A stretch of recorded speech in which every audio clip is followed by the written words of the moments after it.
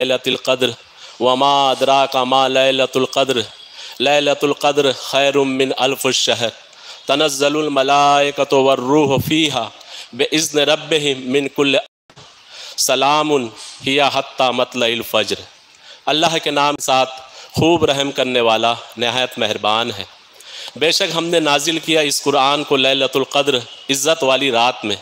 اور کیا سمجھا آپ نے کیا ہے لیلۃ القدر؟ لیلۃ القدر بہتر ہے 1000 مہینوں سے۔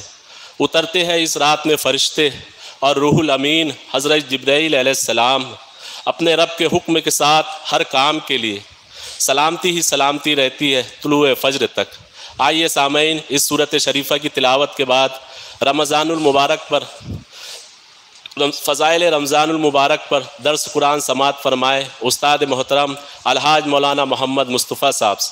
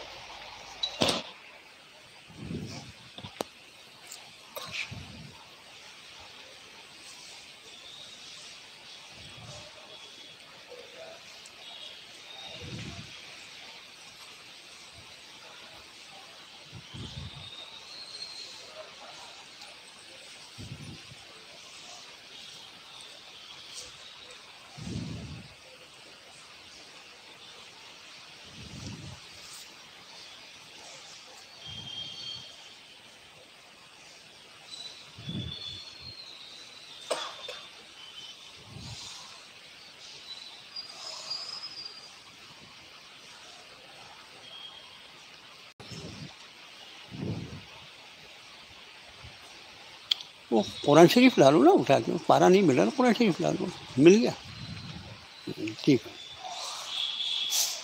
جزاک اللہ۔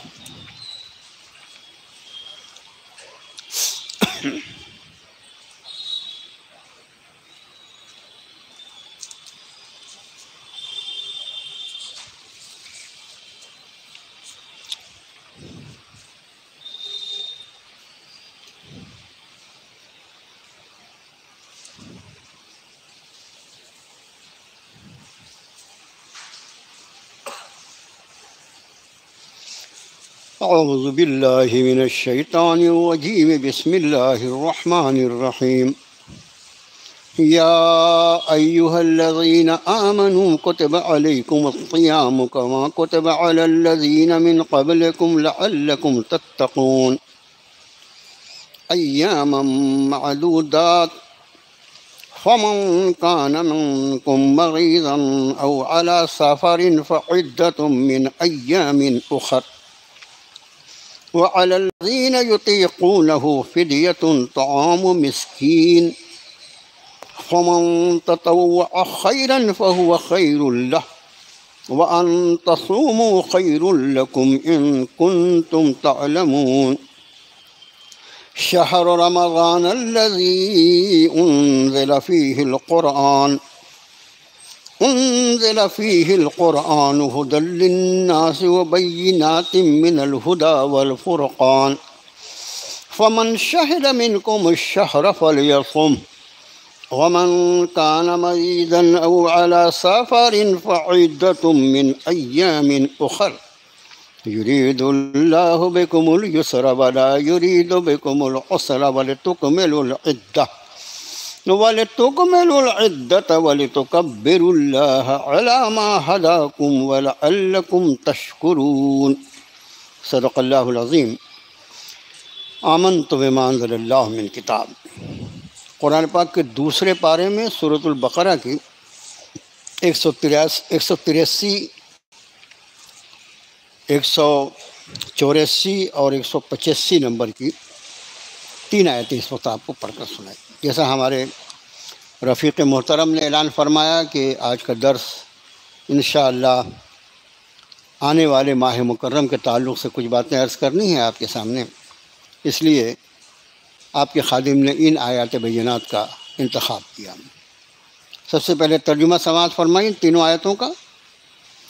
ارشاد فرمایا اے وہ لوگ جو ایمان لے آئے، یا اے ایمان والو،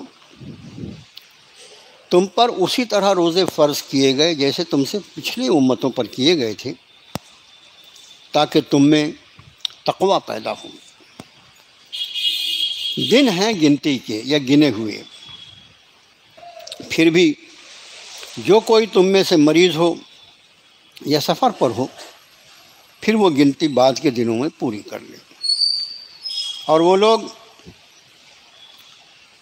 جو با مشقت روزہ رکھنے میں جنہیں بہت مشقت ہو، یا دوسرا ترجمہ ہے وہ جنہیں طاقت ہو روزے کی، پھر ان کے ذمہ فدیہ ہے کھانا کھلانا مسکین کو۔ اور جو کوئی خیر میں بھلائی میں آگے بڑھے گا تو اسی کے لیے فائدہ مند ہوگا۔ اور اگر تم روزہ رکھو تو یہی بہتر ہے تمہارے لیے اگر تم سمجھتے ہو۔ رمضان ہی وہ مہینہ ہے جس میں قرآن پاک کو نازل فرمایا گیا، جو ہدایت ہے سارے انسانوں کے لیے، اور جس میں واضح دلائل ہیں ہدایت کے اور حق و باطل کو الگ الگ کر دینے والے۔ تو تم میں سے جو کوئی اس ماہ مکرم میں موجود ہو اسے چاہیے کہ وہ روزہ رکھے۔ ہاں مگر کوئی مریض ہو یا سفر پر ہو تو وہ گنتی بعد کے دنوں میں پوری کر دے۔ اللہ کا ارادہ تمہارے ساتھ آسانیوں کا ہے، اور تمہارے ساتھ کسی مشکل کا معاملہ نہیں فرمانا چاہتا، تاکہ تم روزوں کی گنتی کو پوری کر لو، اور اللہ نے جو ہدایت سے تم کو نوازا تم اس پر اس کی تکبیر پکارو اور بہت بہت شکر ادا کرو۔ یہ 3 آیات بینات کا ترجمہ۔ مضامین جو ہیں جو آپ کے سامنے عرض کرنے ہیں، اس میں سب سے پہلی بات جو پہلی آیت شریفہ میں رب نے ارشاد فرمائی، 3 چیزیں ہیں۔ یا ایھا الذین آمنوا، یا ایمان کی وجہ سے اے میرے لاڈلو، اے میرے محبوب بندو، اے میرے چہیتو، اے میرے دلارو، کچھ بھی ترجمہ کرو، تم کو تمہارے رب نے پکارا۔ کیا سعادت ہے، کیا خوش نصیبی ہے، کبھی ہم نے محسوس کیا اس کو کہ رب نے جب کبھی وہ یا ایھا الذین آمنوا فرماتے ہیں تو ظاہر ہے کہ اللہ نے اس ایمان کی دولت سے جو ہمیں سرفراز فرمایا ہے خود بخود اس گروہ میں ہمارا شمار ہو جاتا ہے۔ ایک بات اس لیے کہ یہ آیت جو ہے آیت احکام ہے، حکم کی آیت ہے، قرآن کا طریقہ ہے، یہ سنت الہی ہے کہ کسی بھی حکم کو اس کو دیا جاتا ہے جو تابع فرمان ہو۔ کسی غدار کو کیا حکم دیا جائے گا، کسی نافرمان کو کیا حکم دیا جائے گا، جس نے یہ اعلان کر دیا ہو کہ مجھے نافرمانی کرنی اس کو کیا حکم دیا جائے گا۔ یہ ایمان والوں کی سعادت ہے کہ رب تعالیٰ نے یا ایھا الذین آمنوا کہہ کے ان کے خطاب فرمایا۔ پھر فرمایا کتب علیکم الصیام، یہ کتبہ کا مطلب لکھنا ہوتا ہے، کتبہ لکھ دیے گئے، یعنی فرض کر دیے گئے تم پر روزے۔ اب یہ روزے کی فرضیت تمہارے لیے کوئی اچھوتی اور نادر عبادت نہیں ہے۔ کما کتب علی الذین من قبلکم، تم سے پہلے جو لوگ ہو چکے ہیں ان پر بھی روزے فرض کیے گئے تھے۔ اب آیت کے آخری 2 الفاظ لعلکم تتقون، تاکہ تم میں تقوی آ جائے، تاکہ تمہیں دل کا سنبھالنا آ جائے، تاکہ تمہیں اللہ کا لحاظ کر کے زندگی گزارنا آ جائے، یا اس تقوی کی وہ سارے فضائل، تقوی کے فضائل، وہ سارے تقوی کے فضائل جسے قرآن نے بیان فرمایا ہے، ان سارے فضائل کے تم کو حقدار بنانے کے لیے اللہ نے تم پہ روزے فرض کیے۔ اچھا یہ ہمارے آقا ہیں، ہمارے مالک ہیں، حکم فرما دیتے روزہ رکھ رہے ہیں، روزہ رکھنا تھا ہم کو، لیکن کتنے کریم آقا ہیں کہ یہ بھی ارشاد فرما دیا کہ یہ روزہ بظاہر جو اس میں کچھ مشقت ہے، بظاہر جو کچھ مشقت ہے، اس مشقت سے کہیں زیادہ تمہارے لیے اس میں فائدے بھرے ہوئے ہیں کہ تم کو تقوی اور پرہیزگاری کے اس منزل پر لے آ کر کھڑا کر دے گا یہ کہ تم جنت کے حقدار قرار دے دیے جاؤ۔ اللہ کے اس کے بندوں میں تم اس کے پسندیدہ بندے کا تمہیں کی سند دے دی جائے گی۔ اب یہ تقویٰ جو ہے یہ لفظ ایسا ہے کہ جس کا ہمارے ایک اور ترجمہ لوگ کرتے ہیں تاکہ تم کو اللہ سے ڈر کر زندگی گزارنا آئے۔ غلط نہیں ہے یہ، لیکن ڈر ابھی بیچ میں ایک بڑے عالم جو دنیا سے چلے گئے، لیکن آج کل کے یہ سب جو ذرائع اور وسائل ہیں، اب بعض لوگ بیچارے، اب خیر ان کا بھی اپنا تقویٰ ہے، ہمیں اس کو کچھ نہیں کہنا ہے، بڑا ان کو یہ لگ بھی ایسا کیوں ہونا وہ ہونا، لیکن آپ دیکھیے کہ جو ہمارے بزرگ جو گزر گئے ان کے بیانات اگر ریکارڈ نہ کر لیے گئے ہوتے تو آج ہم نہیں سن سکتے تھے۔ اور ایسی قیمتی باتیں، ایک بڑے، اپنا نام نہیں لینا ہے، انہوں نے اپنے ایک بیان میں فرمایا کہ ایک کرسچین نے قرآن شریف پہ یہ اعتراض کیا کہ یہ قرآن تو ایسی کتاب ہے جو خالی ڈراتا ہی ہے، جہاں وہاں بندوں کو اللہ سے ڈرایا گیا ہے۔ اس کی وجہ یہ کہ ہم نے ہر جگہ تقوی کا ترجمہ ڈر کیا ہے، حالانکہ میں نے اس کے پہلے بھی کسی درس میں بات عرض کیا کہ یہ وہ ڈر نہیں ہے جو کسی نقصان دہ چیز سے آدمی ڈرتا ہے، بلکہ یہ ڈر جو ہے یہ اللہ کے ان احسانات کی وجہ سے، اس کی عظمتوں کی وجہ سے، اس کی کبریائی کی وجہ سے، اس کے تقدس کی وجہ سے، اس کی بڑائی کی وجہ سے، اس کی سبحانیت کی وجہ سے اس کے سامنے اپنی نگاہیں نیچی کر کے رکھنا، یہ جو ہے یہ تقویٰ ہے۔ اس کو ڈر کیسے کہیں گے؟ ڈر کیسے کہیں گے؟ ایک بچہ جو ہے اس کو بھی اپنے ماں باپ کا ادب کرنا، اور ادب کیا ہے؟ اس کو یہ ڈر رہتا ہے کہ میرے والد کی مزاج کے خلاف کوئی کام نہ ہو جائے۔ اسی کو کہیں گے نا ماں باپ کا ادب۔ نافرمانی بھی کر رہا ہے، بہت اچھا بچہ، ایسا کیسا ہوگا؟ اس کو ہمیشہ یہ ڈر رہتا ہے میرے ماں باپ، ارے ان کی وجہ سے اللہ نے مجھے اپنے فضل و کرم سے اس دنیا میں بھیجا ہے، کتنے احسانات ہیں ان کے مجھ پر، اپنے چمڑے کے اگر میں جوتے بنا کر پہنا دوں تو میرے والدین کا حق ادا نہ ہو، ان کے سامنے میں نے نظر اٹھا کے بات کرنی چاہیے، ان کے مرضی کے خلاف کوئی کام کرنا چاہیے، ان کا دل دکھانا چاہیے۔ یہ ادب ہے، یہ ڈر نہیں ہے۔ اب ظاہر ہے کہ جو میرا اللہ میری ماں سے 70 گنا زیادہ پیار کرتا ہوگا، اس کا کتنا ادب اور احترام مجھ پہ لازم ہوگا۔ تو میرے بھائیو، تقوی کا اصل ترجمہ جو ایک عالم نے کیا تھا کہ تمہیں جی کو تھامنے کا سلیقہ آ جائے۔ شیطان مردود، اس کے ساتھ ہمارا نفس امارہ، یہ سارے کے سارے ہم کو اللہ کی نافرمانیوں کی طرف ہمیشہ متوجہ کرتے رہتے ہیں۔ کوشش ان کی، شیطان کی بھی کوشش، ہمارے نفس کی بھی کوشش کہ کسی طرح اللہ کی نافرمانی ہو۔ اب اللہ کی نافرمانی سے جو چیز بچا سکتی ہے وہ صرف اللہ کا ادب ہے۔ ارے اس اللہ کی نافرمانی کرنا جس کے اتنے انگنت مجھ پر احسانات ہیں، میری ایک ایک سانس کے اوپر جس کے احسانات، میرے ایک ایک رواں جو ہے میرے جس اللہ کے احسان کے نیچے دبا ہوا، میری آنکھوں کی بینائی اس اللہ کی، میرے کانوں کی سماعت اس اللہ کی، میرے جسم کی طاقت اس اللہ کی، میرے دل کی دھڑکن اس اللہ کی، اس اللہ کی نافرمانی کو، یہ تقویٰ ہے۔ لعلکم تتقون، تاکہ تم اللہ کی نافرمانیوں سے بچنے والے بن جاؤ۔ اتنی بات آپ سمجھ گئے ہوں گے تو انشاءاللہ۔ اب آگے فرمایا ایام معدودات، کچھ گنے ہوئے دن ہیں۔ معدود کہتے ہیں عدد سے بنا ہے، جس کو کاؤنٹڈ انگریزی میں کہتے ہیں۔ 29 یا 30 دن۔ بخاری شریف میں ایک روایت ہے، اللہ کے رسول صلی اللہ علیہ وسلم نے اپنی انگلیوں کے اشارے سے فرمایا یا تو 29 دن یا تو 30 دن، ایام معدود، گنے ہوئے دن۔ فمن کان منکم مریضا او علی سفر فعدۃ من ایام اخر، اس کے بعد بھی تمہیں کوئی بیمار ہو جائے یا کوئی سفر پہ جائے تو وہ اس کی گنتی کو بعد کے دنوں میں پورا کر دے۔ مطلب ایسی حالت میں وہ روزے کو بعد کے لیے مؤخر کر سکتا ہے۔ نمبر 1 بیمار، اور نمبر 2 مسافر۔ قرآن نے صرف 2 لفظ بتائے۔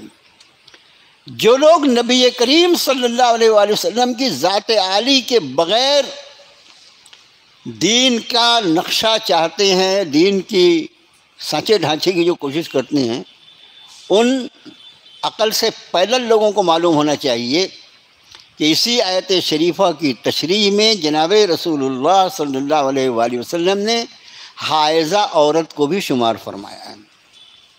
اسی آیت شریفہ کی روشنی میں اللہ کے رسول صلی اللہ علیہ وسلم نے مرضعیہ، وہ خاتون جو اپنے بچے کو دودھ پلا رہی ہے، اگر یہ روزہ رکھے گی تو اس کے جسم میں غذا کے نہ پہنچنے سے اس دودھ پیتے بچے کو تکلیف ہوگی، اس مرضعیہ کو بھی اسی میں شامل فرمایا ہے۔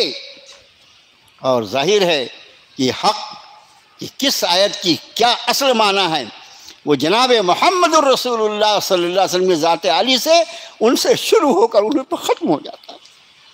پھر بعد کے لوگوں کو، چاہے وہ صحابہ ہوں، تابعین ہوں، تبع تابعین ہوں، اس کے معنی اور تشریح جو ہے وہ اسی حالے میں اور اسی خاکے میں اور انہی حدود میں رہ کے کرنی ہوگی جو جناب محمد رسول اللہ کے زبان اقدس سے نکل گئی۔ یہ اب مریض کون مریض ہے؟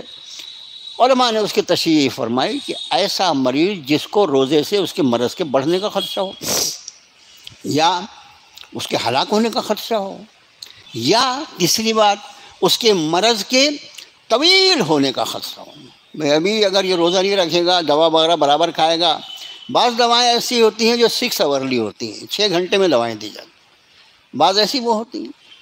تو ابھی اگر یہ روزہ رکھ لے گا تو اس کے بعد یہ جو بیمار ہے نا، 1 مہینے کے بدلے 4 مہینہ بیمار ہے، بعد میں روزہ رکھ لے۔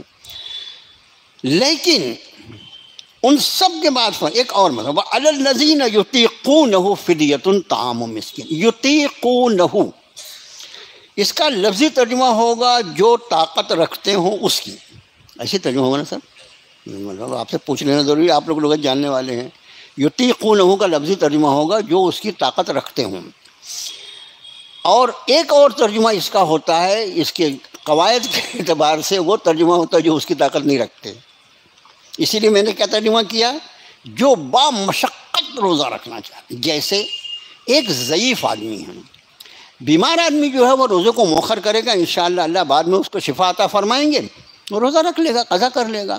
ایک ضعیف آدمی ہے، اس کے ضعیفی کے بعد اس کی جوانی آنے والی ہے کیا، لیکن وہ اتنا اس کو جس کو کہنا چاہیے شیخ کہا، بوڑھا آدمی، اور وہ اتنا بوڑھا ہے کہ اگر روزہ رکھ لے تو اس روزے کی وجہ سے اس کو شدید اذیت ہو جائے، ایک دم کمزور آدمی ہے۔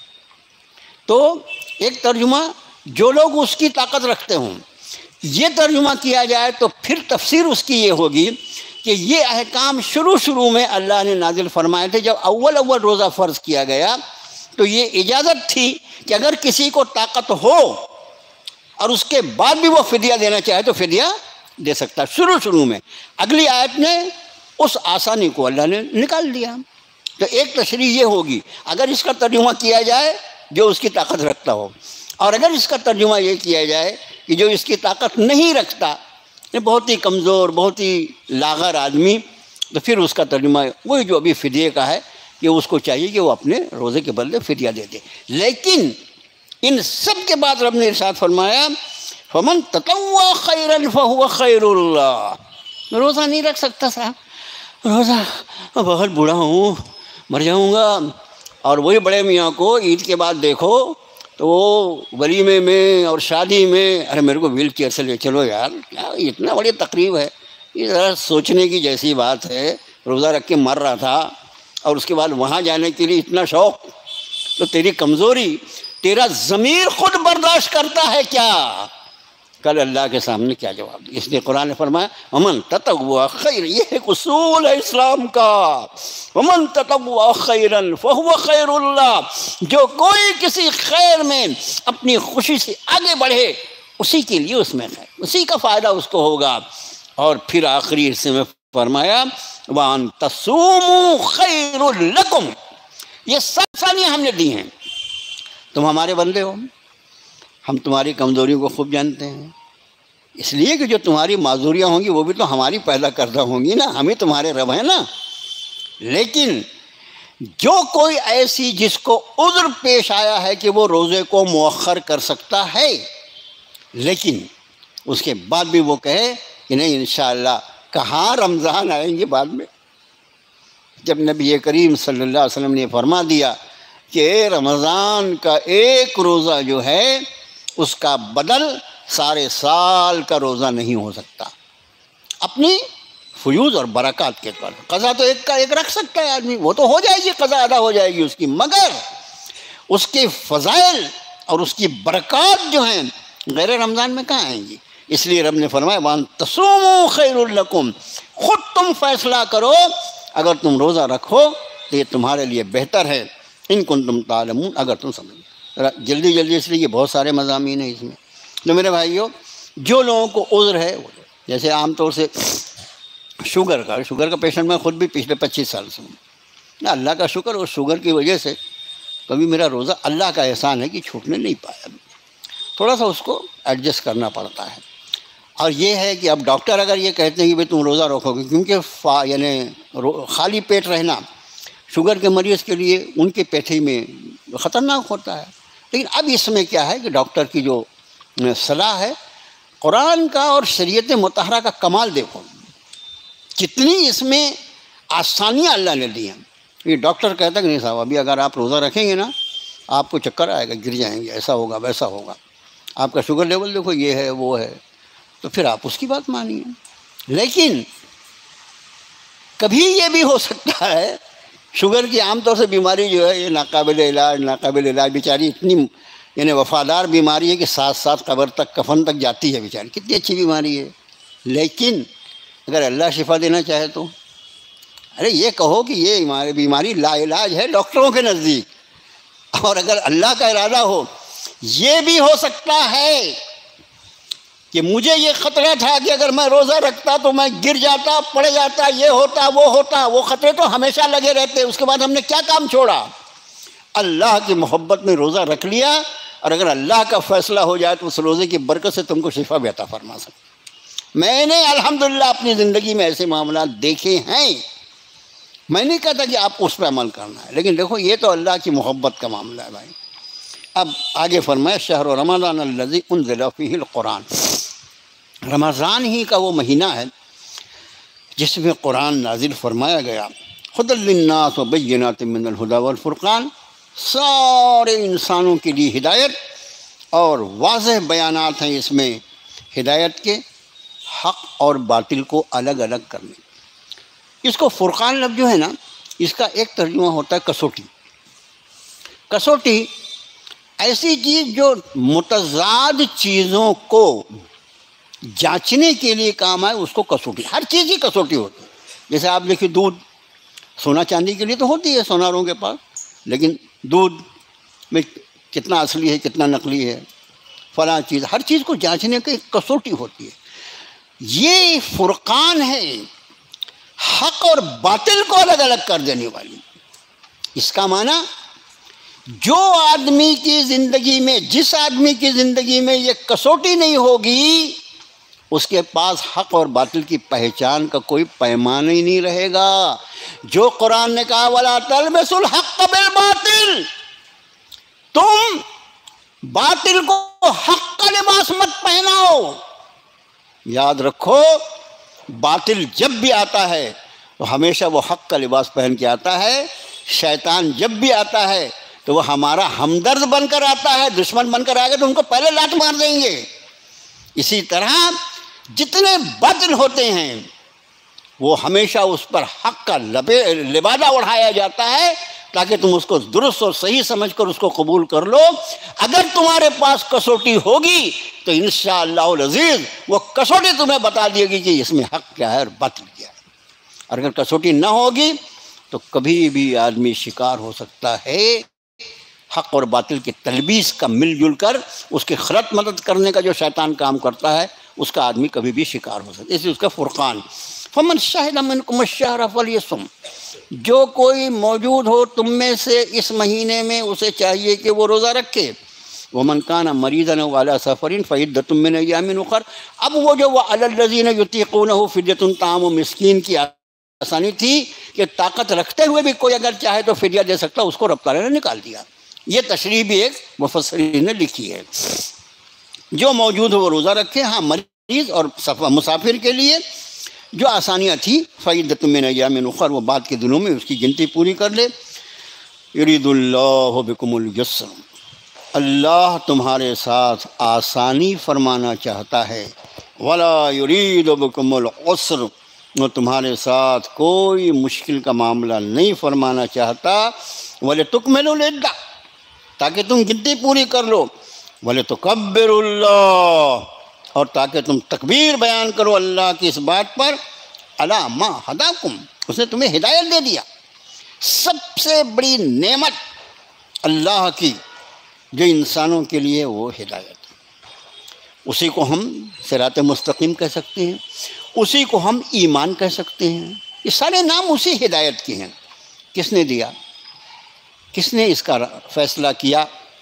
یہ تو اللہ نے ہمارے اور آپ کے لیے احسان در احسان کہ مسلمانوں کے گھر میں اس نے پیدا کیا، جیسے اماں ابا کی میراث ملی ویسے دین بھی میراث میں مل گیا۔ مگر وہ لوگ بھی ہیں، ابھی دیکھیے وہ ایک جو کلپ چل رہا ہے، وہ ایک بیچارہ کرسچن پادری جو تھا، جو قرآن کا مطالعہ اس لیے کر رہا تھا کہ وہ قرآن میں خامیاں نکالے۔ میں نے اس کے پہلے بھی آپ سے مستشرق اس کو کہتے ہیں، قرآن کا مطالعہ بڑی گہرائی سے، ارے بعض تو اس میں ایسے کہ وہ عربی زبان کو سیکھتے ہیں، اس کی باریکیوں کے ساتھ سیکھتے ہیں، جو ہمارا عالم نہ جانے اس طرح عربی جانتے ہیں۔ وہ کس لیے اتنی محنت کر رہے ہیں؟ تاکہ قرآن شریف میں کچھ معاذ اللہ خامیاں نکالیں اور ہم لوگوں کو بتائیں یہ کیسے اللہ کا کلام ہو سکتا ہے، اس میں تو یہ ہے اور وہ ہے اور وہ ہے۔ وہ خامیاں نکالنے کے لیے وہ پوری اس کی اسٹڈی کر رہا تھا، مطالعہ کر رہا تھا، لیکن رب کائنات نے اس کی ہدایت کے فیصلے فرما دیے۔ لیکن ایسے معاملات شاذ ہوتے ہیں، ہزاروں لاکھوں میں کسی کو ہوتے ہیں۔ میرے بھائیوں، اللہ نے جو سب سے بڑی عطا ہمارے لیے وہ ہے ہدایت۔ اللہ نے ایمان عطا فرما دیا اس لیے کہ دنیا اور آخرت دونوں کی بھلائی کے فیصلے ایمان کے ساتھ ہیں۔ اب یہ میں نے پورا ترجمہ ایک ساتھ تفسیری ترجمہ کیا، ابھی آپ کو لگ رہا ہے الگ قسم کا درس ہوں۔ اور فرمایا جو اللہ نے تم کو ہدایت دیا اس پر اس کی تکبیر بیان کرو، اور وَلَعَلَّكُمْ تَشْكُرُونَ، بہت بہت شکر ادا کرو۔ یہ وَلِتُكَبِّرُوا اللَّهَ سے بعض علماء بالکل صحیح فرماتے ہیں کہ یہ جو نماز عید ہے، نماز عید میں سنت طریقہ کیا ہے؟ ایک راستے سے جانا، دوسرے راستے سے واپس آنا، اور پورے راستے میں آتے جاتے اللہ کی تکبیر، اللہ اکبر اللہ اکبر لا الہ الا اللہ واللہ اکبر اللہ اکبر وللہ الحمد، یہ تکبیر قدر بلند آواز سے پڑھتے ہوئے جانا، یعنی پورا ماحول جو رہتا ہے وہ تکبیروں والا ماحول ہو جاتا ہے۔ تو اللہ میں اس کا بھی اشارہ ہے، نماز عید کا بھی اشارہ ہے، سب چیز اس میں شامل ہے۔ اب میرے بھائیوں، جو چند باتیں اس کے تعلق سے آپ سے عرض کرنا چاہیں گے اپنے وقت کا لحاظ کرتے ہوئے، وہ یہ کسی بھی چیز کا آپ یہاں کیوں تشریف لائیں گے؟ ظاہر ہے کہ آپ کا کوئی دنیاوی مقصد نہیں، اور یہ گنہگار بھی جو 15 کلومیٹر سے اپنے بچوں کے ساتھ اور اپنے ساتھیوں کے ساتھ حاضر ہوتا ہے، اسی کے لیے، کس لیے؟ اللہ راضی ہو جائے، اللہ راضی ہو جائے۔ اب یہ اللہ کی رضا کے لیے جو آپ آئے، میں حاضر ہوا، اس میں کہیں اللہ نہ کرے ریا آ جائے، 30 سال سے آ رہا ہوں گاملی، اس نے بولا کہاں یار درس سننے جا رہا ہوں بھائی، درس قرآن۔ شیطان پہلی کوشش یہ کرتا ہے کہ عمل نیک سے روک دے، اور اگر عمل صالح سے بندہ یا بندی نہیں رکی تو پھر اس کی دوسری اس سے بھی زیادہ خطرناک کوشش یہ ہوتی ہے کہ عمل تو یہ کر لے لیکن اس کے عمل کے ثواب اور اجر کو میں ضائع کر دوں۔ خوب سمجھ لو میرے بھائیوں کہ اگر کسی بھی نیک عمل کا ثواب ضائع ہوتا ہے، اس کو ضائع کرنے والی سب سے پہلی چیز ریا، دکھاوا، جس کو نبی کریم صلی اللہ علیہ وسلم نے شرک اصغر فرمایا، چھوٹا شرک اصغر کا لفظ ہے حدیث شریف میں، دکھاوے کے لیے۔ اور ہماری زندگی جو آج اتنی مشکل گزر رہی ہے، اس کے پیچھے ہمارا یہی دکھاوے کا پہلو ہے، لوگوں کو دکھانے کا۔ جو کچھ تم لوگوں کو دکھانے کا ارادہ کرتے ہو نا، لوگ تو سارے کے سارے بھکاری ہیں، وہ تمہیں کیسا بھی دیکھ کے تمہارے ساتھ کوئی بھلائی کا معاملہ نہیں کر سکتے۔ ایک ہی ذات الغنی اور الحمید ہے، وہ اللہ کی ہے۔ تمہارے جو عمل تم اس کو دکھانے کے لیے کرو گے، وہ چھوٹا سے چھوٹا عمل بھی اگر ہوگا تو اس کو قبول کر لے گا، اس لیے کہ وہ تمہارے اعمال کا محتاج نہیں ہے۔ اور جو تم دنیا کو خوش کرنے کے چکر میں ہو، یہ بھکاری جو ہیں یہ کبھی خوش نہیں ہو سکتے۔ کتنوں کو خوش کرو گے، ان سب کی خوشی اور ناراضگی سے قطع نظر ایک مرتبہ اپنے اللہ سے معاملہ کر لو، اے اللہ میں صرف تیرے لیے جی رہا ہوں، قل ان صلاتی نسکی ومحیایا ومماتی للہ رب العالمین، سب میرے اللہ کے لیے ہے۔ اور جب تمہارا یہ ذہن بنے گا تو پھر تمہیں اس بات کی تلاش ہوگی کہ میرا اللہ میرے کیسے اعمال سے خوش ہوتا ہے۔ اس وقت علم کی چاہت بڑھے گی کہ جب مجھے میرے رب کو راضی کرنا ہے تو وہ طریقہ کون سا ہے، اور پھر تمہیں رب تعالیٰ اس راہ کی طرف رہنمائی فرمائے گا۔ ان ھذہ تذکرہ فمن شاء اتخذ الی ربہ سبیلا۔ دیکھو یہ قرآن ہی وہ نصیحت نامہ ہے، تم میں سے جو چاہے اپنے رب تک پہنچنے کا راستہ۔ تو میرے بھائیوں، روزے کے معاملے میں روزے کے بعد جو چند موٹی موٹی باتیں عرض کیا، اس کے بعد ایک جنرل مضمون کہ روزہ جو ہے اس کا مقصد تقویٰ ہے۔ تقویٰ کہتے ہیں ضبط کرنے کو، برداشت کرنے کو۔ اللہ کی نافرمانیوں سے رکنے کے لیے آدمی کو بچنا پڑتا ہے نا، اپنی خواہشات نفسانی کے اوپر صبر کرنا پڑتا ہے، تو یہ صبر کا مہینہ ہے۔ اور آدمی کے گناہوں کی طاقت کو توڑ کر اس کو اللہ کی رضا والی زندگی گزارنے کا سلیقہ سکھلانے کے لیے اس پر روزہ پڑا۔ اب روزے کی ظاہری شکل جو ہے وہ ہے کہ سحر کے وقت سے غروب آفتاب تک کھانے پینے سے اور اپنی جنسی خواہشات سے اپنے آپ کو بچائے رکھنا، یہ اس کی ظاہری شکل ہے۔ لیکن اس کی حقیقی شکل جو ہے وہ احادیث مبارکہ کی روشنی میں اللہ کے رسول صلی اللہ علیہ وسلم نے فرمایا، جیسے ہمارا جسم جو ہے اس میں بعض اعضاء جو ہیں اس سے بہت زیادہ اعمال کا صدور ہوتا ہے۔ ہماری زبان، ہماری آنکھ، ہمارے کان، ہمارے پیر، ہمارے ہاتھ، یہ خاص اعضاء ہیں۔ پیٹ ویٹ جو ہے یہ تو کھانے پینے کے کام آتا ہے، عمل کیا کرتا ہے؟ لیکن ہاتھ، پیر، زبان، آنکھیں، کان یہ سب عمل کرتے ہیں نا۔ آپ صلی اللہ علیہ وسلم نے ایک ایک عضو جسم کا روزہ بیان فرمایا۔ کان کا روزہ یہ ہے کہ آدمی اللہ کی نافرمانی کی باتیں سننے سے رک جائے۔ آنکھ کا روزہ یہ ہے کہ اللہ کی نافرمانی کی چیزوں کے دیکھنے سے رک جائے۔ اب ہم نے روزہ رکھا اور روزہ رکھ کے جب وقت ملا تو اب اچھا وقت ہے، وقت کاٹنا، وقت گزارنا، چلو فیس بک کھول لیتے ہیں، چلو فلاں کھول لیتے ہیں، موبائل لے کے بیٹھ گئے، بس کسی طرح افطار تک جانا ہے نا، اور وہ سب کچھ دیکھ رہے ہو جس کو دیکھنے سے اللہ نے منع کیا۔ تمہارا روزہ رہے گا؟ ارے روزے کو ستیہ ناش کر ڈالا۔ زبان جس سے سب سے زیادہ اعمال کا صدور ہوتا ہے، اسی زبان کو اپنے دست مبارک میں پکڑ کر جناب رسول اللہ صلی اللہ علیہ وسلم فرمایا، اگر کوئی مجھے اپنی زبان کے سنبھالنے کی، اس کو بچانے کی ضمانت دیتا ہے اور اپنے جسم کے قابل شرم حصوں کو بچانے کی ضمانت دیتا ہے، میں اس کے لیے جنت کی ضمانت دیتا ہوں۔ رسول اللہ یہ ضمانت دے رہے ہیں امت کے لوگوں، کیا بھاری ہے کہ اپنی زبان کو روکو۔ اب اس زبان کے روکنے میں جھوٹ ہے، غیبت ہے، واہی تباہی ہے، یہ سب چیزیں تو ٹھیک ہیں، لیکن سوال یہ کہ ہمارے اپنے گھر کے لوگ جن کے درمیان ہمارا روزہ گزر رہا ہے، دیکھو میرے بھائیوں، بہت ادب سے عرض کرتا ہوں کہ روزہ جو ہے وہ ظاہر ہے کہ جیسے جیسے دن ڈھلتا ہے تو روزے کے اثرات انسان کے بدن پہ پڑتے ہیں، لیکن دوپہر کا وقت، دوپہر کے بعد کا وقت جو ہوتا ہے، ہم کو تو ظہر کے بعد قدرے ہم فری ہو جاتے ہیں، لیکن وہی وقت ہوتا ہے جب ہمارے گھر کی خواتین جو ہیں بیچاری وہ کچن میں جاتی ہیں، یا ہم کمزور ہو گئے، ہم پر کمزوری کا احساس ہے، اگر ان کو بھی کمزوری کا احساس ہو تو پھر کیا ہوگا؟ آپ کو حیرت ہوگی، اب ظاہر ہے کہ یہ بیان خواتین بھی سن رہی ہوں گی، لیکن شریعت مطہرہ کا مزاج بتاؤں اور ہمارے کیسے مزاج ہوتے ہیں۔ عام حالات میں کسی بھی چیز کو زبان پہ کھانے پینے کی چیز کے رکھنے کی اجازت نہیں۔ کلی کرنا جو ہے، کلی بھی اتنے احتیاط سے کرنا ہے وضو میں کہ وہ پانی کا کوئی قطرہ اندر نہ اتر سکے، اور اگر خدا نہ خواستہ کلی کرتے ہوئے کوئی ایک قطرہ بھی پانی نیچے چلا گیا تو روزہ ٹوٹ جائے گا۔ اب یہ جو ہوا جان بوجھ کے نہیں ہوا، اس لیے اس پہ ایک ہی قضا واجب ہوگی، لیکن روزہ جو ہے وہ ختم ہو گیا، اتنی احتیاط کرتا ہے۔ لیکن آپ کو فقہ کا ایک مسئلہ بتاؤں، اور میری جو بہنیں بیٹیاں سن رہی ہیں ان کو اس پر عمل نہ کریں، اس کے ساتھ فقہاء نے کتنی یعنی انسانی مزاج کی رعایت کی ہے، اس کا انداز فرمائیں۔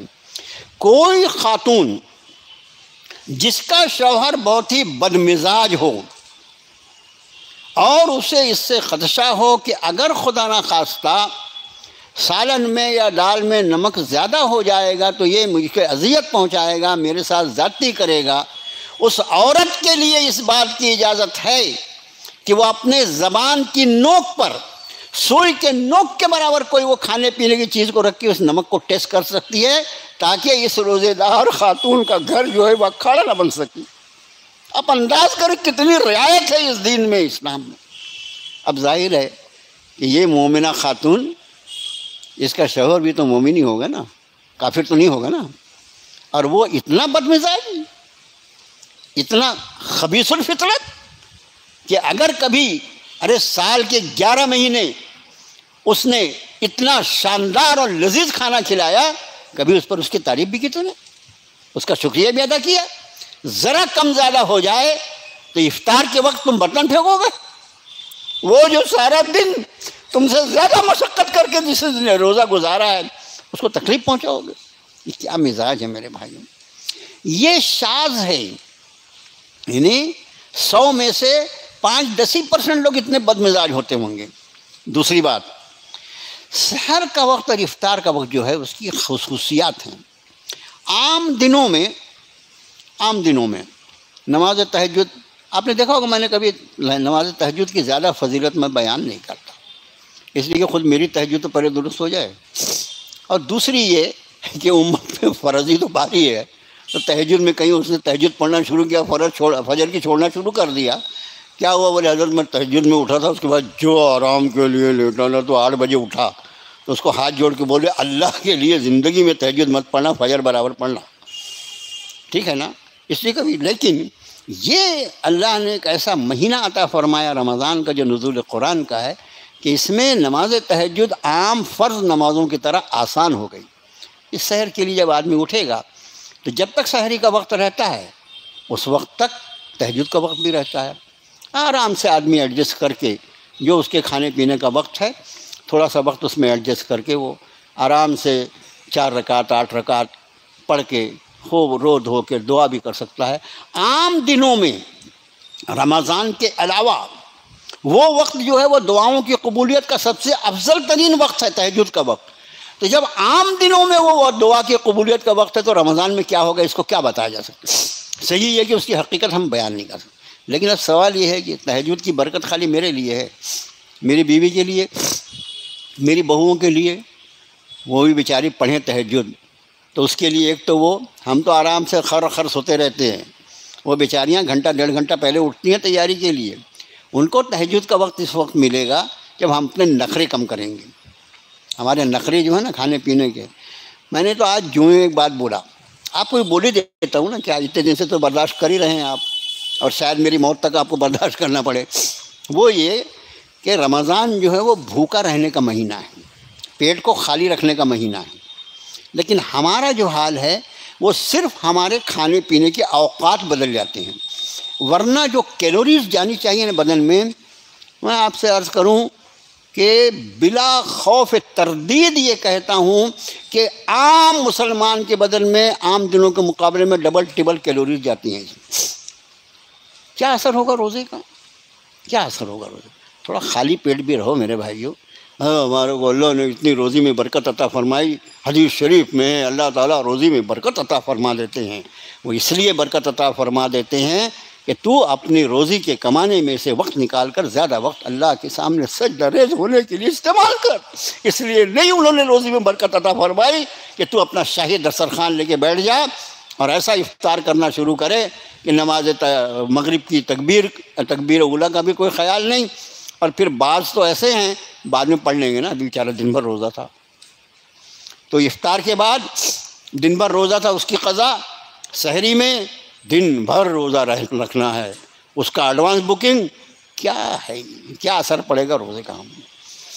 روزہ جو ہے جسم کی صحت کو سدھارنے کا بہترین ذریعہ ہے حدیث شریف میں، لیکن صرف اس کے لیے روزہ نہیں رکھنا ہے کہ میں بہت اچھا ہو جاؤں. جیسے میں نے عرض کیا کہ ڈائبٹیز، اللہ تعالیٰ ڈائبٹیز کی برکت سے، روزے کی برکت سے ڈائبٹیز سے شفا بھی دے دیتے ہیں. ایسا واقعہ میرے سامنے ہوا الحمدللہ، میں خود اس پر گواہ ہوں، نہیں گواہ ہوں. اور اس روزے کے اندر اللہ نے صحت رکھا ہے، حدیث شریف کے الفاظ ہیں، لیکن وہ کب؟ روزے کو روزے کے جیسا رکھو. روزے کو کھانے کا مہینہ سمجھیں گے میرے بھائیو بات نہیں. ایک بات، افطار کا وقت یہ دعاؤں کی قبولیت کا وقت ہے. اللہ عز و جل فرشتوں سے پوچھتے ہیں بتاؤ اس مزدور کی کیا مزدوری ہوگی جس نے اپنا کام پورا کر لیا. فرشتے عرض کرتے ہیں پروردگارا وہ اس بات کا حقدار ہے کہ اس کو اس کی اجرت دے دی جائے. میرے بندوں نے دن بھر میرے لیے کھانا پینا چھوڑ دیا تھا، کھانا پینا، اپنی نگاہوں کو بھی پابند کر لیا، اپنے کانوں کو بھی بند کر لیا، اپنی زبان پہ بھی تالے ڈال لیے، اپنی خواہشات نفسانی پہ بھی بندشیں لگا دیں. آج میں نے اللہ کے لیے روزہ رکھا ہے. کیا بات! حدیث شریف میں اللہ کے رسول صلی اللہ علیہ وسلم نے فرمایا کوئی شخص اگر تجھ سے جھگڑنے لگے تو اس کو کہہ دے میں روزے سے ہوں. اب اگر وہ اتنا بے غیرت ہے، یہ کیا روزہ بتا رہا ہے میرے کو، بعض اتنے بے غیرت ہوتے ہیں کہ بے غیرتی کو بھی کیا بتا. ابھی ہم آ رہے تھے ابھی تو یہ روڈ تو کنجسٹڈ ہے، ہمیشہ یہاں سے مطلب نیچے اترے ہائی وے سے تو یہ اتنا راستہ بہت تکلیف دہ ہوتا ہے. راستے میں اسکوٹر پر بیٹھ کے موبائل دیکھ رہا ہے، ادھر سے بھی کار آ رہی ہے، ادھر سے ہماری گاڑی آ رہی ہے، وہ ہلنے کو تیار نہیں. جب اس کے پاس گاڑی میں نے کہا بھائی اللہ کا شکر ہے مسلمان ہے، تھوڑا اس کا تو خیال رکھو. تو اس کا دوسرا ساتھی بولتا ہے یہ کار کا راستہ ہے ہی نہیں، یہ روڈ جو ہے یہ کار کا نہیں ہے، مطلب یہ سائیکل اور اسکوٹی. یعنی بے غیرتی دیکھو آپ مسلمانوں کی، یہ بے غیرتی دیکھو.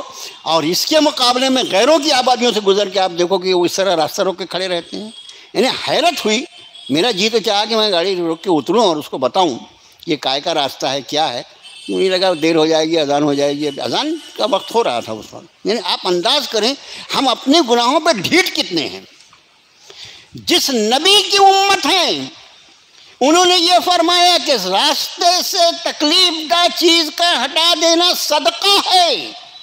گویا نبی کریم صلی اللہ علیہ وسلم امت کو اس بات کی تعلیم دے رہے ہیں کہ راستے سے تکلیف دہ چیز کو ہٹا دیا کرو تاکہ دوسرے مسافروں کو، آنے والوں کو تکلیف نہ پہنچو. یہاں تو پوری امت راستہ روک کے کھڑی ہے، اس کو شرم بھی نہیں آتی کہ کس نبی کی امت ہے.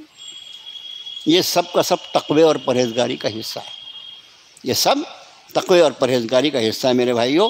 تو میں عرض کر رہا تھا کہ افطار کا وقت جو ہے وہ دعاؤں کی قبولیت کا وقت ہے. اس کے وقت اس کی کوشش کیجیے، ہماری بہنیں بیٹیاں بھی، ہم بھی اپنے اپنے طور سے افطار کے 10-15 منٹ پہلے روزے کا آخری حصہ ہے اور رب کائنات ارشاد فرما رہا ہے مانگ میرے بندے کیا مانگتا ہے. اور ہم اسے بھجیے بڑے کباب دہی بڑا فلانا چنا کہاں ہے بھٹورا کہاں ہے یہ ہے وہ ہے. کیا بد نصیبی ہے بھائی. 10-15 منٹ اپنے آپ کو فارغ کرو. کہو ایک دن اپنے گھر میں اپنی بچیوں اور بہوؤں سے اور بیٹیوں سے کوئی بات نہیں بیٹا جتنا ہو گیا بس بند کرو. افطار کو 15 منٹ بچا ہے، چلو وضو کرو بیٹا دعا کے لیے بیٹھ جاؤ. اور رمضان میں تو یہ افطار کا وقت ہے، اس لیے عام دنوں میں بھی غروب آفتاب کا وقت جو ہوتا ہے اس کے پہلے کا وقت جو ہوتا ہے وہ، اور جمعے کے دن بطور خاص غروب آفتاب کے پہلے کا وقت جو ہے وہ ساعت جو جمعے میں ایک ایسی ساعت ہے جس پر جو مانگا جائے ملتا ہے. بعضوں نے اسے دونوں نماز کے دوران دونوں خطبوں کے درمیان لکھا ہے اور بعضوں نے غروب آفتاب کے وقت لکھا ہے اور بعضوں نے پورے دن میں اس کو تلاش کرنے. اس کا ہم کو اہتمام کرنا چاہیے. اللہ نے آسان زندگی دیا ہے. اب کوئی بیچارہ کہیں بندوا مزدور ہے, کہیں غلامی کر رہا ہے, کہیں آفس میں ہے, کہیں بینک میں ہے, کوئی اس کی ملازمت ہے, دکان لے کے کھڑا ہے, وہ اپنی جگہ. دوسری بات, اس روزے کی برکات کو بڑھانے کے لیے اس کو ذکر سے منور کیجیے, ذکر الہی مسلسل اپنے آپ پڑھیں. یہ شہر رمضان الذی انزل فیہ القرآن, علماء فرماتے ہیں اس ماہ مکرم کا سب سے بڑا وظیفہ جو ہے وہ تلاوت قرآن. سب سے بڑا وظیفہ تلاوت. کتنا قرآن کی تلاوت کر سکتا ہے؟ عام دنوں میں جتنے بھی ہو کوشش کریں ہم اس میں کتنا بڑھا سکتے ہیں. اب ایک اور بات عرض کر دیں کہ جس طرح رمضان میں اللہ کی ایک عنایت روزہ ہے جو گناہوں سے بندوں کو ایسا پاک صاف کر دیتا ہے اور اس کے رب کو ایسا راضی کرتا ہے کہ وہ فرماتا ہے الصوم لی وانا اجزا بہی, روزہ میرے لیے ہے, ہم خود ہی اس کا بدلہ ہوں. اللہ فرمائے میں خود ہی اس کا بدلہ. بعد نے کہا کہ اللہ اس کا بدلہ دے گا اور بعد میں فرمایا کہ اللہ فرماتا ہے میں خود ہی اس کا بدلہ ہوں. ایسی عبادت, اسی عبادت کے ساتھ سنت رسول تراویح کی نماز جو ہے وہ بھی ایک مستقل سنت مبارکہ. اور وہ جب سے عہد رسالت سے لے کر جس سال روزے فرض ہوئے مدینہ طیبہ میں, وہاں سے لے کر آج تک پورے 1500 سال میں امت کا 80% طبقہ 20 رکعت تراویح پڑھتا رہا ہے. اب 10% کی کیا بات کرتے, 10-20% کی. 80% طبقہ 20 رکعت تراویح پڑھتا رہا ہے اور انشاءاللہ قیامت تک پڑھتا رہے. اس کو 8 رکعت پہ کوئی چڑھا جاتا ہے, وہ جواب دہ ہے. آپ سے عرض کرتا ہوں 20 رکعت تراویح. اور اس تراویح کی ایک سنت مبارکہ مزید ہے, پوری تراویح میں ایک قرآن شریف کا دور پورا کرنا. نمبر 2, یہ نماز تراویح جس طرح ہمارے لیے سنت موقدہ ہے, انتہائی تاکیدی سنت ہے. مگر ایک بات اور, آج میں نے کچھ اعلان رہتے ہیں نا جمعے کے, اس میں فلانی جگہ اتنے بجے تراویح ہوگی, فلانی جگہ اتنے بجے. بہت اچھی بات ہے بھائی, جو بیچارہ مسجد میں نہیں آ سکتا وہ اتنے بجے وہاں جا کے پڑھ لے, کہیں 10:30 بجے رات میں عشاء, کہیں بالکل اول وقت میں 8 بجے عشاء, ٹھیک ہے. لیکن نماز با جماعت کا جو ثواب مسجد میں ہے وہ مسجد کے باہر کہیں نہیں ملے گا. چاہے آپ کسی مدرسے میں کر لو وہ ثواب آپ کو نہیں ملے گا. مسجد جو ہے وہ نماز. اب ان مجبوروں کے لیے ہے وہ سارا انتظام, جو بیچارے اتنے مصروف ہیں, ان کا مطلب ہے ان کے اور کوئی ایسی مصروفیات ہیں جو اس میں نہیں آتے, ان کے لیے ٹھیک ہے. جس طرح ہمارے لیے یہ سنت موقدہ ہے اسی طرح عورتوں کے لیے بھی یہ سنت موقدہ ہے. جس طرح ہم تراویح پڑھتے ہیں, فرض پڑھ لیا, 2 سنت پڑھ لی, اور اس کے بعد 20 تراویح ہماری باجماعت ہوتی ہیں. خواتین اپنے طور سے اپنے گھروں میں انفرادی طور پر پڑھ لیں, ان کے لیے تو بہت آسان ہے. عالم تعالیٰ کا 2 دور کیا انہوں نے, 20 رکعت ہو جاتی ہے ان کی, بہت جلدی ہو جائے. لیکن خواتین کو اس کا پابند بنائیں اور گھر کا ٹائم ٹیبل ایسا رکھیں کہ سحر, افطار, نماز تہجد, اوابین, تراویح یہ سب ایڈجسٹ کر سکیں. اس میں تھوڑا ہمارا جو اپنا, اچھا روزے سے ہوں تو غصہ ناک پہ آ گیا, وہ تو روزہ رکھ کے احسان کیا گیا کسی پر. یہ تقوی پرہیزگاری کے لیے تیرے رب نے تجھ پہ روزہ فرض کیا اور تجھ کو غصے میں شیطان حاوی ہو گیا تو تیرے روزے کا کیا حال ہے بھائی؟ اپنے روزے کو بھی دیکھیں. اور بہنوں سے بھی کہتا ہوں ایک بات, بعض بہنیں بھی جو ایسی ہوتی ہیں نا, آ بہن میرے کو مار کرتی ہیں, یعنی سب ہمارے میں خرابی ایسا نہیں ہے. بعض بہنوں کی بھی عادت ہوتی ہے کہ غیر ضروری بات کو بڑھانے کے چکر میں رہتی ہیں. ان سے بھی کہتا ہوں روزے کی حالت میں روزے کو سنبھال کے رکھو. آخری بات جو اللہ کے رسول صلی اللہ علیہ وسلم نے فرمایا, روزہ جہنم سے ڈھال ہے. روزہ جہنم سے ڈھال ہے, جہنم سے بچانے کا ذریعہ ہے. فرمایا اس وقت تک جب تک کہ روزہ دار اس کو پھاڑ نہ ڈالے. پھاڑے گا کیسے؟ یا رسول اللہ صلی اللہ علیہ وسلم روزہ کیسے پھٹ جاتا ہے؟ آپ نے فرمایا جھوٹ اور غیبت سے. حدیث شریف میں کیا ہے؟ 2 گناہ, جھوٹ اور غیبت سے. میرے بھائیو, ہر چھوٹے بڑے گناہ سے بچتے ہوئے اللہ تعالیٰ مجھے آپ کو اس آنے والے رمضان میں اس کی برکات اور فیوض سے پورا طرح استفادے کی توفیق عطا فرمائے. اب آخری بات کہ امت مسلمہ نے ایک معاملہ کر لیا ہے, ٹھیک ہی کیا. کہ زکوٰۃ جو ہے وہ عام طور سے رمضان میں ادا کی جاتی ہے. تو زکوٰۃ جو ہے وہ پہلی مرتبہ جو فرض ہوتی ہے جب وہ اس کے پاس کوئی مال آئے اور مال پر پورا 1 سال، پہلی مرتبہ. اور اس کے بعد جب زکوٰۃ فرض ہو گئی تو اس کے بعد ہر سال کے سال جو ہے اس کے کیلکولیشن میں پھر ایسا کوئی مال جو 1 دن پہلے بھی آیا اس پہ بھی زکوٰۃ دینا پڑتا ہے. یہ جو آپ نے یہ چلا نا سال مکمل پہلی مرتبہ. اکثر لوگ ہر سال یہ مسئلہ اتنا تفصیل سے مجھے بتانا پڑتا ہے اپنی مسجد میں، کوئی حد نہیں. ایک آدمی غریب ہے، وہ بیچارہ خود ہی زکوٰۃ لیتا ہے، اللہ نے اس کو مالدار کر دیا. تو جس دن مالدار ہوا اس دن، اب اس کو مالدار اللہ نے کیا شعبان کے مہینے میں، تو اس کو رمضان میں اس کو زکوٰۃ دینے کی ضرورت نہیں ہے. یہ مال اس کے پاس، اب جب مال آیا تو کیا کرے گا؟ مال خرچ بھی کرے گا نا.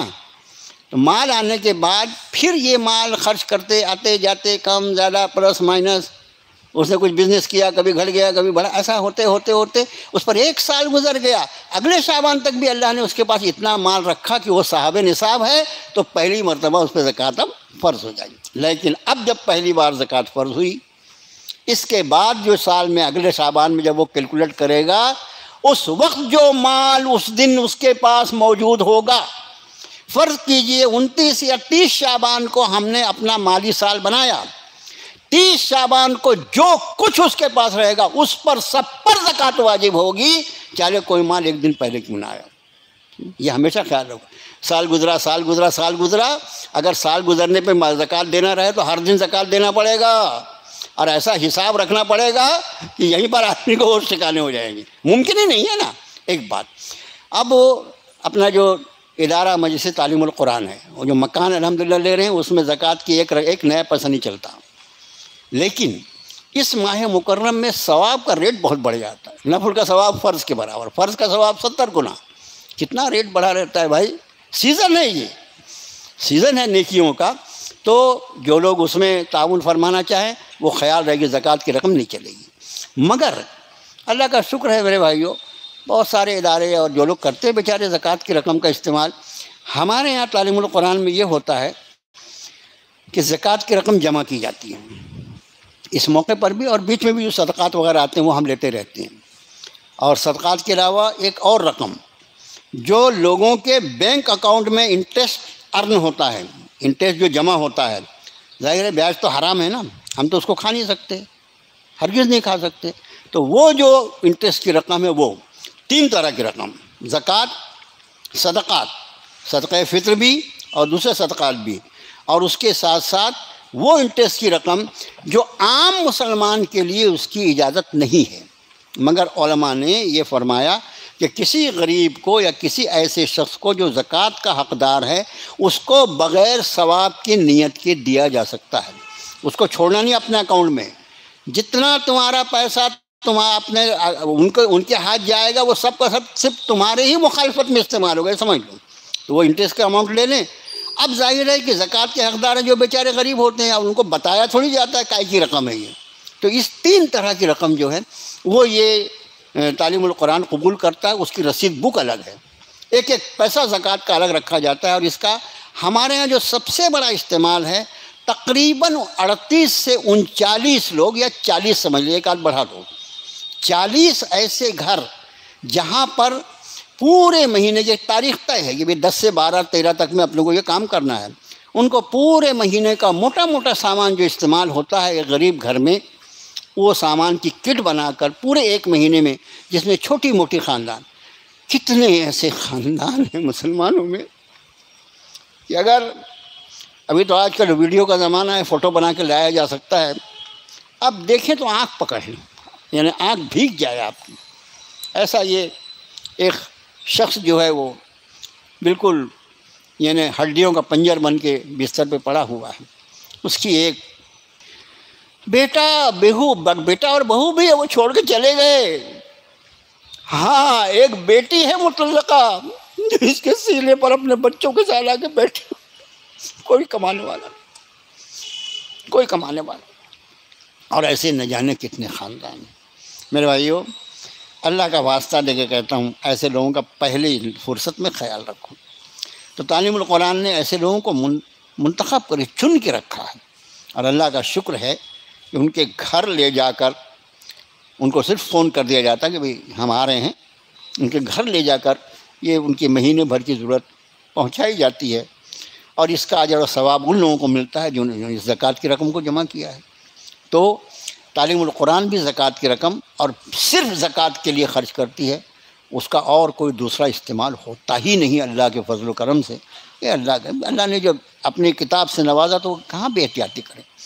تو ہمارے بھائی رضوان صاحب ہیں، ہمارے فیاض صاحب ہیں، حاجی فیاض صاحب جو آج کل بیچارے بیمار چل رہے ہیں، ان کے لیے میں دعا کرتا ہوں اللہ انہیں بہترین شفا عطا فرمائے، اور ہمارے جتنے مریض کسی نہ کسی تکلیف میں اللہ ان سب کو شفائے کاملہ عطا فرمائے۔ تو یہ حضرات سے آپ رابطہ کر کے، ان کے پاس رسید بک وغیرہ ہے، اس میں صدقہ فطر بھی جمع کیا جا سکتا ہے اور اپنی زکوٰۃ کی بھی رقم دی جا سکتی ہے۔ جو استعمال ہے وہ میں نے تھوڑا تفصیل سے آپ کو بتایا۔ صدقہ فطر کی وعدہ ہو گئی، اور اب انشاءاللہ اگلا درس کیا فرما رہے ہیں؟ اس کے بعد وہ ایک جمعہ چھوڑ کے عید کے بعد جو پہلا جمعہ آئے گا، اس جمعے کے بعد جو دوسرا جمعہ آئے گا عید کے بعد، اس جمعے سے انشاءاللہ درس شروع۔ یعنی سمجھ لیجئے کہ عید جو ہے اس کے چانسز سنیچر یا اتوار کے ہیں۔ عید کے چانسز جو جمعے کا دیا ہے نا، جمعے کا مشکل ہے نا، جمعے کو کیسے عید رہے گی، لیکن ہو بھی اب اللہ کی مرضی۔ تو بہرحال سنیچر یا اتوار کو عید ہو سکتی ہے، زیادہ چانسز سنیچر کے ہیں۔ ابھی تک کے جو انداز ہے، یہ انداز ہوتا ہے، غیب کا علم اللہ کے سوا کسی کو نہیں، لیکن یہ سب کیلکولیشن ہوتی ہے۔ یعنی کوئی غیب کا علم نہیں ہے، جو بتاتے ہیں وہ ایک عالم ہے، بادشاہ وہ قاسمی عالم ہے، وہ بتاتے ہیں فلاں تاریخ کو چاند جو ہوگا وہ نیپال میں اتنی اونچائی پہ رہے گا، وہ پشاور میں اتنے پہ رہے گا، ناگپور میں اتنے پہ رہے گا۔ تو یہ کیلکولیشن ہے، میں اور آپ بھی اس کو سیکھ سکتے ہیں، یہ کوئی ایسا فن نہیں ہے، وہ ایسٹرولوجی ہے، وہ باقاعدہ علم ہے وہ، تو اس میں کوئی غیب، لیکن وہ سب کے بعد بھی وہ آدمی کو بولنا پڑتا ہے، لیکن حقیقت اللہ کے حوالے ہے۔ اس لیے کہ عام طور سے یہ کہ اگر 10 ڈگری سے کم چاند کی اونچائی ہو تو دکھائی نہیں دیتا، لیکن وہ اللہ ہے، 8 ڈگری چاند کو رکھا اور سب کو کھلے عام دکھا دیا تو کوئی کیا کر لے گا، تو اللہ کی ذات ہے نا۔ تو عید کے بعد پہلا جمعہ جو آئے گا اس میں درس ملتوی ہوگا، اور دوسرا جو جمعہ آئے گا انشاءاللہ اس وقت سے درس اللہ نے اپن سب کو سلامت رکھا تو شروع کیا جائے گا۔ اللہ سے دعا کرتے ہیں پروردگارہ اپنا عظمت والا کلام عطا فرمایا، اللہ تو نے ایمان کی دولت سے ہم لوگوں کو مستفیض فرمایا، اے اللہ ہمیں اپنے راضی کرنے والے اعمال کی توفیق عطا فرما دے۔ اللہ جو ماہ مکرم آ رہا ہے مولا، ہمیں اس کا جو حق ہے وہ ادا کرنے کی توفیق عطا فرما۔ اللہ ہمیں گناہوں سے بچا، ہمیں نافرمانیوں سے بچا، ہمیں شیطان کی مکاریوں سے بچا، ہمارے نفس کے شرور سے بچا۔ اے اللہ ہمارے روزوں کو روزے کی طرح رکھنے کی توفیق عطا فرما۔ اے اللہ وہ روزے جو تیری بارگاہ میں قبول کر لیے جائیں، اے اللہ وہ روزے جس کی برکت سے ہمیں آپ مغفرت کے فیصلے مرحمت فرما دیں۔ الہ العالمین پوری امت مسلمہ کو اس آنے والے ماہ مکرم کا بھرپور اور پورے دل کی گہرائیوں کے ساتھ استقبال کی توفیق عطا فرما، اور ساری امت مسلمہ کو اس ماہ مکرم میں اپنے آپ کو جہنم سے آزاد کروا کے جنت کے اعمال کی توفیق عطا فرما دے۔ الہ العالمین ہمارے بیماروں کو شفا عطا فرما دے، بطور خاص ہمارے حاجی فیاض صاحب جن کو دل کی تکلیف ہے، اللہ انہیں مکمل شفا عطا فرما۔ اللہ پوری امت مسلمہ میں جو بھی مریض ہیں، جو پریشان حال ہیں، جو تنگ دست ہیں، جن پہ قرض کا بوجھ ہے، جس طرح کی بھی پریشانیاں، مالی پریشانیاں، بدنی پریشانیاں، ذہنی پریشانیاں، اے اللہ ان ساری پریشانیوں کو دور فرما دے مولا۔ اے اللہ تو قادر مطلق ہے، اللہ تو فعال لما یرید ہے، اللہ اس پوری کائنات پر تیری حکومت ہے، تیری حکمرانی ہے اللہ۔ اے اللہ کوئی ذرہ اپنی جگہ سے جنبش نہیں کر سکتا بغیر تیرے امر کے۔ اے اللہ ہمارے پریشان حالوں کی پریشانیوں کو دور کرنے کا حکم فرما دے۔ اے اللہ ہمارے پریشانیوں کو اپنے فضل اپنے کرم سے دور فرما دے۔